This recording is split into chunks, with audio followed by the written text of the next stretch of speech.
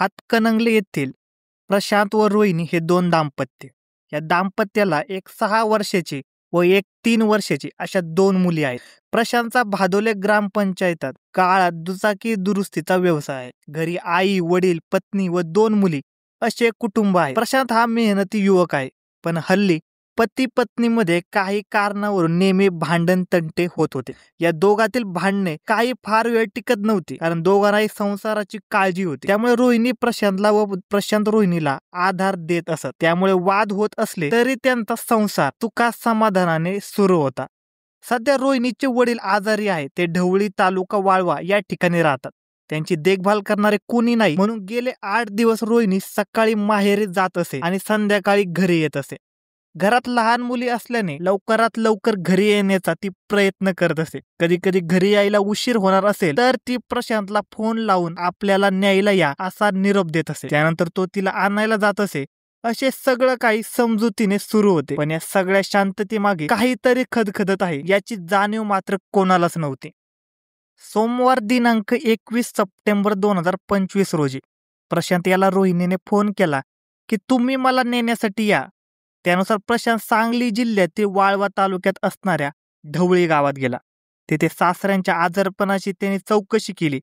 थोड्या वेळाने तो आणि रोहिणी असे दोघेही दुचाकीवरून बाहेर पडले. ते घरीच येणार असल्याने तसे ढवळी गावातून उशिराच बाहेर पडले. भादोले येथे येत असताना त्यांच्यात बोलणे होत होते.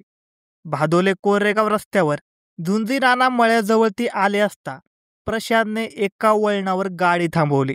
तो लघुशंकेसाठी बाजूला गेला.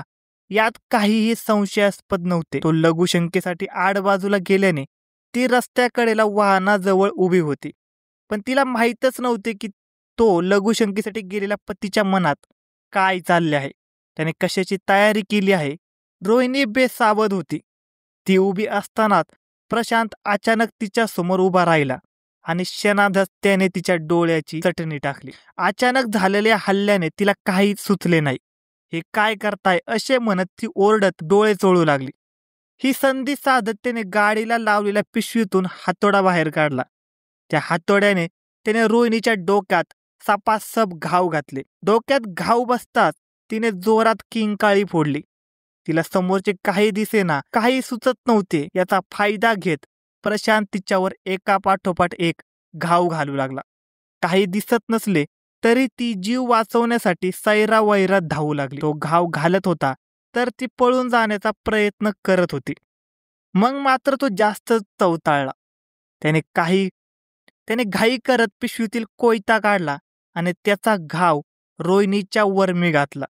त्या सरशी रोहिणी गतप्राण होऊन खाली कोसळली. रक्तबंबाळ झालेली रोहिणी गतप्राण झाली होती.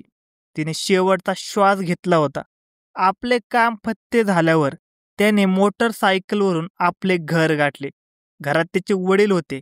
त्यांना तो म्हणाला, बघा माझ्या रक्ताने माखलेले कपडे आणि मळलेले कपडे. आज मी रोहिणीचा खून करून आलो आहे.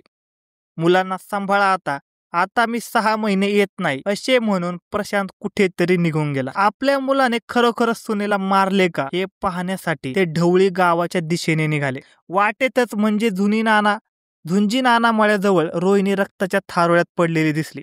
समोरचे दृश्य पाहून त्यांचा विश्वासच बसेना. आपल्या मुलाने हे काय केले असे म्हणत ते आक्रोश करू लागले. नंतर स्वतःला सावरत त्याने पेडवडगाव पोलीस स्टेशन गाठले आणि खुनाची माहिती दिली. पोलिसांनी घटनास्थळी भेट देत पंचनाम्याचे सोपस्कर पार पाडून मृतदेह विच्छेदनासाठी पाठवला.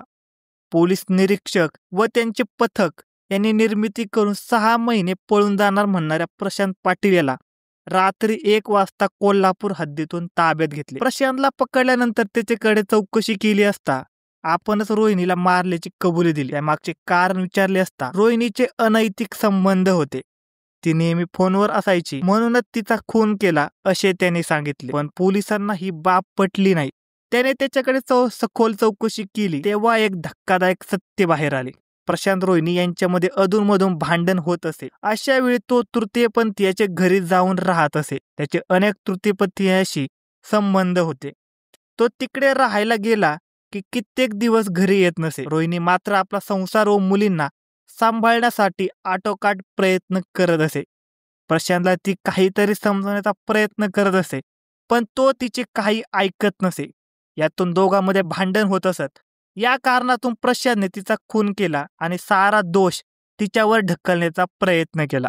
पण पोलिसांनी अखेर सत्य शोधून काढलेच. धन्यवाद मित्रांनो, अशा नवनवीन मराठी क्राईम स्टोरीज ऐकण्यासाठी आजच आपला यूट्यूब चॅनल क्राईम कट्टाला सबस्क्राईब करा आणि या घटनेबद्दल तुमचे काय मत आहे हे आम्हाला कमेंट सेक्शनमध्ये नक्की कळवा. धन्यवाद.